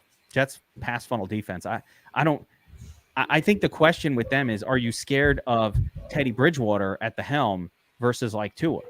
I don't know what this means to anyone. I think Teddy B is the best backup in the game. Mm-hmm. I really do. He's a stud. He should be a starter. Yep. So I love both those guys. I think they're both fine plays. Josiah, you're a Teddy B connoisseur. Yeah, I'm down to play Teddy Bridgewater too. I mentioned. But if we do get news that Waddle or Hill, if either one of them end up being out, I'm not going to play Teddy Bridgewater. I'm just probably going to play the one that remains. But yeah, I'm down to play both. I like both of them this week. Burns makes sense for you. I like him. I love Tyreek Hill, by the way. I'm obsessed with him. I love both guys. I think both of their matchups are fantastic this week. And I love Teddy KGB. I mean, 3-man stack right there. Roll it. Yep. Easy to stack. I mean, it's not easy to stack all three in the sense that it's an expensive one, but at least Teddy saves you a little bit of salary getting to Reek or Waddle. I love it. So yeah, I think we're all on board, and I don't mind to bring back on the Jets. I don't know who to bring it back with. It's really hard, but I wouldn't mind building around that Jets game a little bit. Zach Milfson, maybe. Elijah Moore, maybe. I don't really know. Actually, I don't know. Your guy Conklin had a good week last week, didn't he? No, but Conklin's good weeks happened with Flacco at the helm. So he can still. So one thing I'll say about Conklin in that offense, we can talk about tight end in a minute, but one thing I'll say about Conklin in that offense is just that I think he's a schemed part of the offense. So he'll still have a lot of good weeks. I like Conklin's prospects, and I don't mind him here, but I don't think he had a very good week last week. Yeah, it was just okay. I don't know. Garrett Wilson might be able to blow up again. No one's going to own him. Back. No one will own him. No one will be on Garrett Wilson. But yeah, that's certainly in play. And so let's do one last round. How did we do a sack up for wide receiver and talk about fades? Did we kind of did, like as you were walking through them. Okay, I did it, but I'll go around to you guys because I said some fades. Yeah, I mean, I'll fading Diggs. Well, Diggs. Oh yeah, he is on here. Yeah, I'm not playing. Outside of a stack, I don't have Diggs either. I'll just jump on board there. I'm not going to do a full fade on this guy, but I'll have lower ownership in him than probably the field is Olave. I won't be at that 18-20%. I'll be more at 10 to 15%. Yeah, I'll say Samuels is mine since I don't want to just copy yours. I'll say Samuels is the guy that I will probably be under on. I don't have more than 10% of him as of right now. And I just don't love the matchup. I mean, Samuel can crush at any time, so I'm not like not getting any exposure, but I'm not going to be over the field on him. Yeah, Lockett and Drake London for me. Yeah, I'm down with all of those fades. Olave, every single one. I think you can always fade. I think you can always fade like wide receiver chalk. Yeah. If it's going to be the higher owned wide receivers, you can just fade it. One of the things I want people to think, and Rondale Moore, very fadeable down there. One of the things I want, and we'll talk tight end next. One of the things I want people to think about, though, as they're building lineups is not just like, can this player have a good game? Can this player who's going to be high owned, and this is my Jamal Williams argument, can this player who's going to be high owned ruin my day by not playing him? Like, it's one thing for a player to say, oh, yeah, he got me 3.7x. Okay, great. Or even 4x. Fine. He got 4x. So look at the upside, though. Can you get a 6x and ruin your day? Because if you didn't play him, now you're done. That's the question to ask yourself when you're considering a fade. Like, oh, I'm considering a fade of Drake London. What's Drake London really going to do? Like, in his best of scenarios, does he have a 35-point upside in him in this kind of a matchup? He might, but I don't think so. So, like, his team doesn't throw enough usually for anybody to produce. So, like, what's his upside? He got 23. Okay. Does that mean I have to turn the TV off for the rest of the day and I'm not watching DFS because I faded him and I'm definitely not winning a tournament? No. Like, we saw when Stephon Diggs went off for 44, and if you didn't have him that day, you're like, oh, wow, yeah, what's going on with House of the Dragon tonight? Like, all right. You're just like, I'm done. I'm not watching. Oh, is there a golf on right now? I'm going to go watch that. I would never do that, by the way. I just want to point out I would always watch all the games, but I'm saying for regular people. So I'm looking at these guys going, can they burn me? Like, can they burn me to the point where I'm done for the, like, you fade Derrick Henry and he does Derrick Henry things. You're like, all right, this wasn't my week. All right, I'll move on. Remember when we were back testing that week where Derrick Henry put up 50? Yeah. You're like, oh, all right, well, it was. I see how my scores work, right? The more Henry I have, the more chances I like. Hey, when I put up Derrick Henry the 40% that week, I got the nuts. Like, in the back test, right? If you have him at 15%, you didn't get it. Man, that is a gross stack. But speaking of gross stacks, guys, put your favorite. So here we go. This is what we do every week. And I should have said this more than an hour and 20 minutes into this earlier. But since you're here, you guys are the hardcore. Put your favorite QB wide receiver stack of the week in the chat. If you're here live, don't do it in the live chat. I can't check those. Come back on the replay and put it in the chat. Okay? So we can see it. If you nail it, if you're correct, we already gave a year of Sharp app premium free to somebody who nailed the two a week that week, right? Nailed Tua. Put your favorite, give me the nuts quarterback from the DraftKings Millie Maker this week. As a matter of fact, give me the nuts stack, quarterback wide receiver stack that takes down the Millie Maker. Number one, I'm going to use it. So I appreciate it. Number two, don't put Fields to Waddle. That's not winning. Or Fields to it probably will win. BobbyWow always wins. So but give me your favorite. I don't care if it's somebody we mentioned or not. We'll pick, if you nail it, we'll pick one of the people. We'll give you a year of Sharp app access free. So why not? Put it in there. I want to hear from you guys. All right, let's talk final position group here. Tight end. And I think it's an interesting week at tight end, guys, because we don't have the Mark Andrews. We don't have the Travis Kelce. We don't have the elite tier of tight ends. Kyle Pitts is already ruled out. That takes another name off the list. And we've got Patty Freiermuth in like the worst matchup ever as the second chalk on the slate. What the hell's going on here? That's one thing. Two, where's Zach Ertz? Like, what is happening? I don't know what's going on here. Hunter Henry's on the chalkboard. Cats and dogs. This is just bananas. And I don't know what the hell's going on at tight end. So let's go around. First of all, are you guys shocked at looking at the chalk and who is chalky? Are you as shocked as I am? No. I kind of like it. I get it. All right. Well, there you go. So I like it when I'm surprised because, quite honestly, that usually means the guys who I'm on aren't what the field is on, and that's probably good. So great. I'm happy that. But let's just start at the top here. I mean, who are you on, Josiah, this week at tight end? Are you following? I remember 2 weeks ago, Geek, we were like, oh man, Higbee chalk, we can fade this so easily. Don't fade We it. did fade it 2 weeks ago, and it worked out perfectly. But now it's a little bit tougher because he's getting the targets and he's starting to look pretty good. So Higbee's not someone I'm going to be overweight on, but like I do like him. He's not doing anything with it. Like, no, I've never seen anything like this. Like that's pretty Talk much about a it. guy not burning you for not playing him.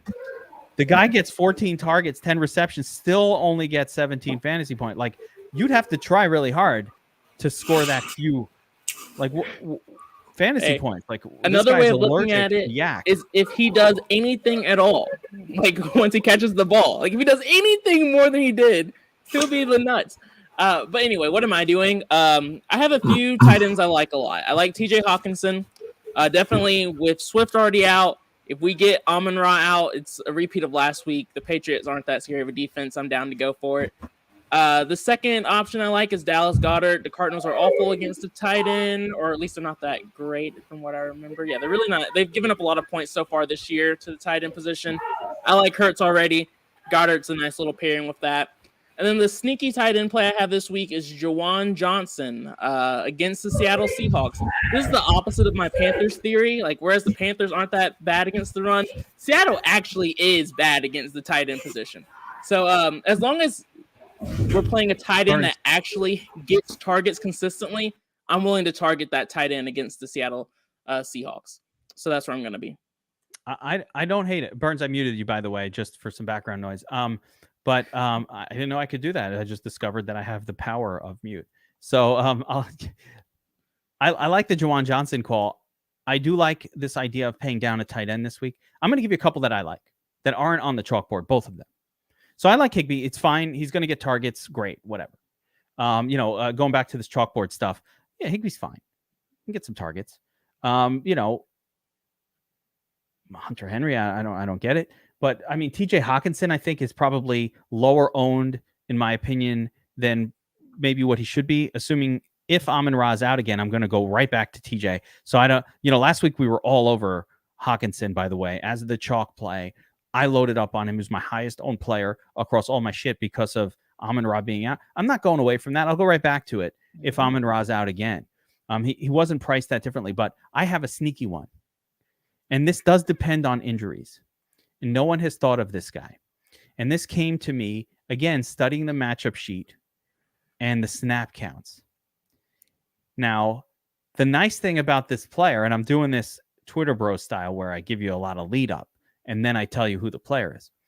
The nice thing about this player is he's so cheap, like your Juwan Johnson call, that even almost a 0 doesn't even hurt you. It's like, all right, I got a 2. No big deal. Yeah. Orenthal James Howard of the Houston Texans. Now, here's the sitch. Okay. Orenthal James Howard. And here's my thing with him. His name is totally not Orenthal James, by the way. That's not his name. I totally thought it was. I don't know what it is. That's OJ Simpson's name. I don't know what OJ Howard's name is. I don't know what those OJ stands for at all. I have no idea. But Last week, Brevin Jordan was out. Pharaoh Cooper was out. And they gave all the touches and they gave all the snaps to OJ Howard. Now, OJ Howard, you see, this is it. Like, oh man, it's OJ Howard. No one's happy with it. I don't care. The other tight ends are out. The guy who's on the field 70% of the time. And OJ Howard, every now and again, wins $1 million for someone. I don't know what it is about this guy that does this, but every once in a while, he wins you $1 million. He's like David Njoku. Every once in a while, David Njoku is going to win you $1 million. And I like David Njoku as well. So, Orenthal James, 2,600 on DraftKings. No one will own him. Sub 1% for the milli. Burns, does it get us the milli? Unmuting you. You're back. Not in my lineups. And I will just spill out why. Here's the reason why. 90% of tight ends in the winning Millie Maker lineups have been favorites. I don't care about underdogs. 90% of the winning Millie Maker tight ends have been favorites. That's just this year alone. And it goes back all the way back to like 2017, where it's like 70 to 80% are favored. Son of a bitch. I'm Xing out all non-favorite tight ends. I have the $1 million winner when you guys are ready, Burns. If you want to go first, go ahead. Bobby, give me the $1 million. I could give you mine too, and it might be what Bobby was going with. Yeah, TDC's got the right idea, like spitting facts. I'm like, all right, Millie, only favored tight end. I wrote it on my fucking notepad. That goes with a Sunday million too. Like Sunday million is, we've had 4 contests and it's been 3 out of the 4 that have been favorites at the tight end. Mine is not Cole Kmet. Somebody predicted Bobby's picks already. We know who you're taking. Wait. Oh, here it is. Yeah. It's a great guess. That is not it. If you want to win $1 million by playing Tom Brady this week, you need to be playing Cade Otton. What? Okay, I like it. Min price. Cam Brate, who I went to high school with, is hurt. He's not playing. Tom Brady makes gods out of tight ends. This guy got 4 targets last week. I think he's a rookie. And he's got some pass catching ability, especially short yardage. We're talking like, again, throwing in the end zone. Pass catching ability. I think this is your guy to get unique with Brady. You don't think Kyle Rudolph's going to steal any shares off of him? Not based on last week. It certainly didn't look like they were willing to give old Rudolph many snaps. Okay. Let's bring up the old DFS Army matchup sheet. It's going to take me a minute to load this. Yeah, but Rudolph hasn't. Yeah, I mean, I was trying to, before this pod, actually, I was trying to figure out, like, hey, with Cameron Braid out, who should I jump to? And so, no, it's good to kind of get that insight. I know Kyle Rudolph hasn't really done anything at all so far this season, hasn't really seen the field a lot. Yeah. I think he was hurt too, wasn't he? He was hurt a couple weeks, right? I think the thing with Otton is his trajectory, even with healthy tight ends, has been up. Since week 1, he's gotten more and more snaps. People were excited about him as much as you can be excited about a 4th or 5th round tight end. And I just think the trajectory is there to make an interesting case for a min price guy in $1 million lineup. I love it. I like it better than OJ. I like it better than the Orenthal James. I love this. Look, wait, I got a question. Can we bust them in our cash lineups? Yes. No. You could play any $2,500. You could put a 0 at tight end. That's what I'm saying. You could put in your cash lineup. You could put a 0 at tight end for $2,500.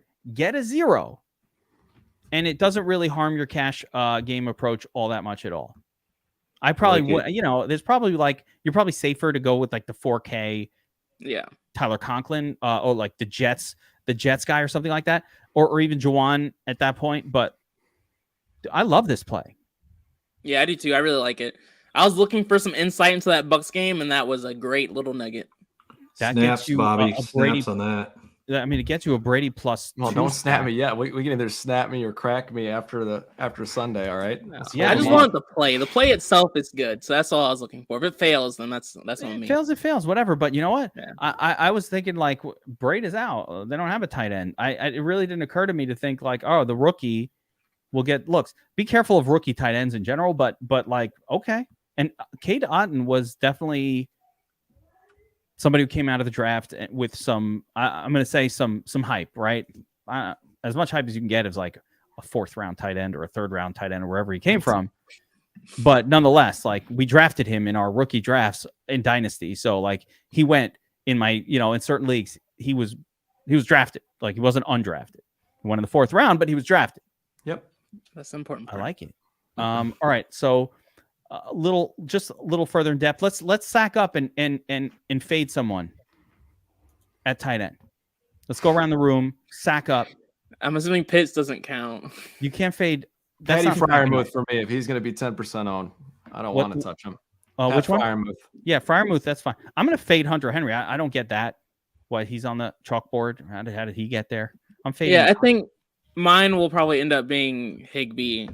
I'll probably be a little bit under just out of fear, but I like all the other tight end options just as much as I like him. So yeah, Schultz is fadeable too. Dustin in the chat.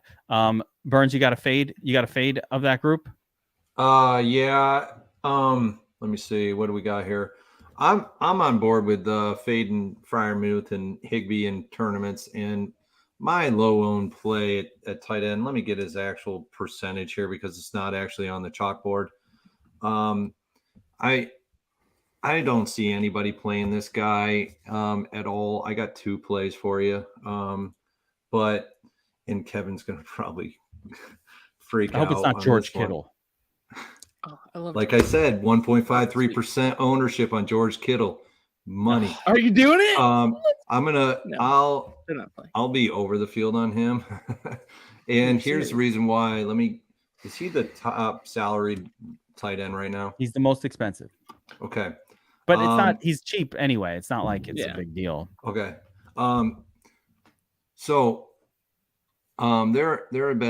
There's data to back this up, but typically we like to be in the 4K range with our tight ends, but there has been data that shows where the top tight end salary wise has gone off in positions like this, like Kittle. He actually did it when he blew up that one year, and he was like about 5K. Nobody was on him. It was like 1.5%, 2%, and he exploded in a position that he's in right now. So I will be significant ownership on him. I'm not even kidding. I'm on like 15, 20% on this guy. Like I'll be so way over the field on this guy. But he's a favorite, and he has Jimmy G back. Jimmy G loves him some Kittle. But the other guy is Evan Ingram. I like Evan Ingram in the Jacksonville game. I think he's going to start seeing some more targets than he's actually seen from T-Law. So Evan Ingram's in a good spot this week. I don't know if I want to give out all the deliverables to non-DFS Army people, but you can get it in the Shark Chronicles, which is not free. Sorry. And both of these guys are in the Shark Chronicles. I love it. All right. So, the only name I'd throw out there who's not really kind of chalky this week, and I don't get why, is Gerald Everett. Yeah. Everett is great play. Anytime Josh Allen is out, Everett is very much in play. He falls in that $4,200 category. I like your picks, Burns. Anybody down to 3K, it creates like a different look to the lineup, and that it in itself is great. If you hit, they can hit for a little bit less than, let's say, some of these pay up guys. But yeah, I mean, if I had to pivot in tournaments, and you're like, hey, who do you pivot off of Higbee? For me, it would be Zach Ertz. I always play Zach Ertz every single week. I don't get it.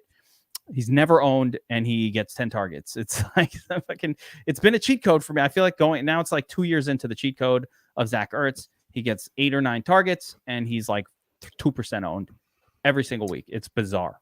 And that's the way to attack the Eagles. So yeah, might as well. I mean, Yeah, we're talking about. I think no one gets the nod with knocks out. That's we're not doing a. Yeah, Andy's like, don't give out the nuggets to everybody. I like that too. And guys, get signed up. If you're watching this and you're not a DFS Army VIP or you're not a DFS Army subscriber, you don't have to do the full all sports. We got an NFL only package. We have a season long package. You get 12 months of NFL best ball. You get the DFS stuff, the Dom Station, all of it, basically everything, the chat, all of it. It's $249 for 12 months. If you're an NFL only person, we're going throughout the offseason too. It's a great deal. 12 months, DFS Army, you're in the chat the whole time. Check it out. It's the best deal going. Most of the other sites, they charge that for like 1 month. The lesser sites, 1 month. All right, let's talk defense, guys, real quick. And I don't want to spend too much time on it. We are way over our allotted time for the show. But Dallas Cowboys looks like the consensus top defense play. After that, it gets a little weird. Titans for me is I'll just call it a little weird of a defense play. It's not that good of a defensive team. And then some pay up spots. I love the Dolphins here, but let's just go around and give me a couple of defenses that you're on this week without getting too crazy, worrying about ownership. Josiah, give me a couple defenses you're on this week.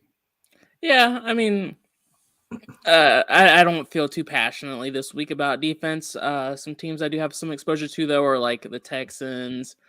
And I did pay up a little bit with like the Jaguars, like just getting exposure to that game. I just feel like there could be multiple turnovers of two relatively bad teams. So that's my only strong take. Outside of that, I'll have pretty much spread exposure. Yeah, I feel that. BobbyWow, I'm going to wait on Burns because Burns got like dropping knowledge nuggets on defense all the time. But BobbyWow, who you like this week? Yeah, I know it's not necessarily best to go cheapest based on past knowledge. I think it did work last week, though. And so I don't mind going a little cheaper. I really like the Cowboys. I don't think it's a spot to get cute. They're cheap. I actually don't mind taking some shots on the Bears. I'm going to stop talking about the Bears for the next couple pods, though, because it lose credibility. And then I think if I'm going to pay up a little bit, it's probably in the Dolphins range. So I think that's where I'm at. Nice. And Burns, defense this week? I'm going to go a little bit off of kilt here and go with I'm going to go with Minnesota Vikings defense. I think they have a great shot at putting up some serious points in this against Justin Fields. He's had some issues with interceptions in the past, so I do love Justin Fields. He's an Ohio State boy, so I'm sorry, but I'm going to pick on him here. I'm also in love with the San Francisco 49ers traveling across country to take on Baker Mayfield, who sucks bad. So I'm all about that defense. And I do love the secondary stack with Kittle in that game. So that makes sense. But I do have a lot more in the Shark Chronicles. No, I'm sure. And don't give it all away. But for me, I rarely try to pay up on defense, but we have definitely seen where paying up on defense, that is a differentiator as well for your lineups. That's, in large field GPPs, it's less bad than you think. Just like the same way that paying up on defense in cash games is absolutely one of the worst things you could ever do consistently. It's always going to be a bad decision. By the way, I don't care. And wait, we got to go. We got to get serious with the people here. Hold on. I'll make it big. I don't care if it's the Patriots against Zach Wilson. I don't care if Nathaniel Peterman or whoever that dude was that threw 5 interceptions a game for the Bills as a backup is back. I don't care who it is. You never pay up for a defense in a cash game. Never do that. It will never be the correct move. Even if it works, it was the wrong move. Never pay up for defense in cash. You know what else I'm seeing, Kev? I'm seeing a lot of guys that are winning these single entry contests too. They're going down to the cheapest defense they can actually roster. That's right. They don't care if they get no points. This is what I'm saying. You could do that at tight end as well. As long as you're down at the bottom crew. Now, you want the points. So if I'm choosing between a 2K and like a 23, that zone, 2K 2400. And I find one that I think can get me a 6 or a 7. Of course, I'm going to go with like, I'd rather pay a couple hundred more, but you cannot pay up for defense in cash. But you probably should be paying up for defense in large GPP because cash and tournament reverse. Now, with that being said, for this week, yeah, I'm certainly down with the Cowboys. The Rams clearly have problems on the offensive line, the sacks, the interceptions. They're a problem team. I don't mind the Seahawks. I don't even know who's the quarterback, but if it's going to be Dalton, fine. I'm happy to. The Seahawks suck as a defense, but I'm fine with it. But if I'm paying up, there's one quarterback that I always want to target defenses against, and I agree with the Vikings against Fields. I'm sorry, BobbyWow, but you could do that. I love the Bills against the rookie. Great, sure. 4,100. My God, you got to spend a lot of money to get access to that tournament only. But the happy medium are the Dolphins against my beloved New York Jets and my boy Zach Milfson. I heard he's all up in Giselle's DMs this week. Did you guys hear about this? He's like tweeting at her. He's like, yo, I'm here. Shoulder to cry on. He needs to concentrate on playing football better. I did not see enough from Zach Wilson last week to say, oh, he doesn't suck now. I hope he doesn't. I'm a Jets fan. I want it to work so bad. I'm like, BobbyWow, I'm not like your level. Not that. But I do want it to work. I'm long suffering, and I would like my local team that I've supported my whole life to not be terrible. It would be nice. But I don't know. You know, I'm not a wishful thinker, and I don't buy it, right? Like Zach Wilson did not look that good to me last week. He could be great. Maybe. But he didn't look that great to me, and he's going to throw interceptions. I want turnovers from my fantasy defense, so I'll take a shot on the Dolphins. Yeah. Bills, same deal. They're going up against a rookie. Okay. What about Detroit against Bailey Zapp or whatever the fuck that guy's name is? Can we play Detroit? Detroit needs to be about $2,800 cheaper for me to consider playing them. Yeah, I mean, their fantasy production has not been that great. In fairness, although they sacked Carson Wentz a bunch of times. So yeah, but I guess if you let Geno Smith put up 45 points against you, yeah, is Bailey Zapp really any different from Geno Smith? Am I saying his name right? Is it Zappy? What, people love him like so much when the Patriots pretty much just ran the ball the entire time he played. I don't love him at all. Like the Patriots will not allow a rookie.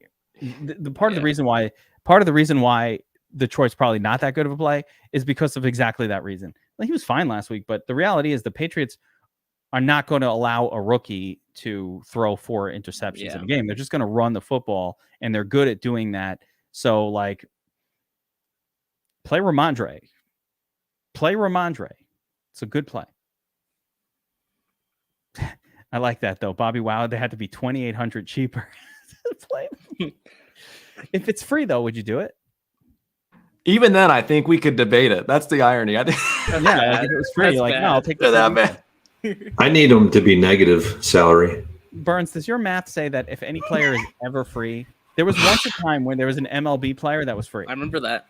Remember that? Yeah, I do remember that. And everybody was like, do I want to play him? Yes. I want to play him.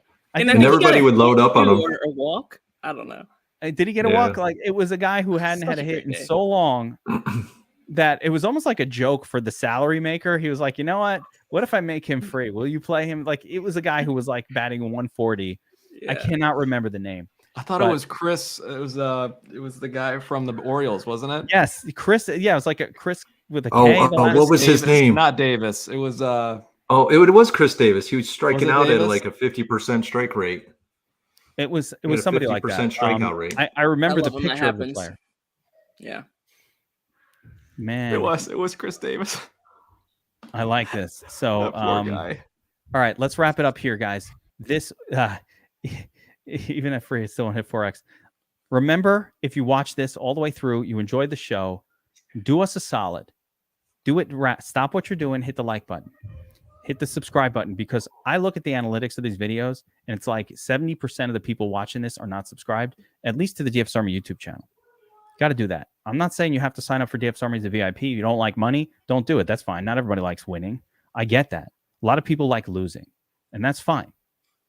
I don't mind. Then don't sign up for DFS Army. If you don't like winning, you should not be signing up as a DFS Army subscriber. But, and I get it. Listen, it's not for everyone. Winning is not for everybody. I understand it.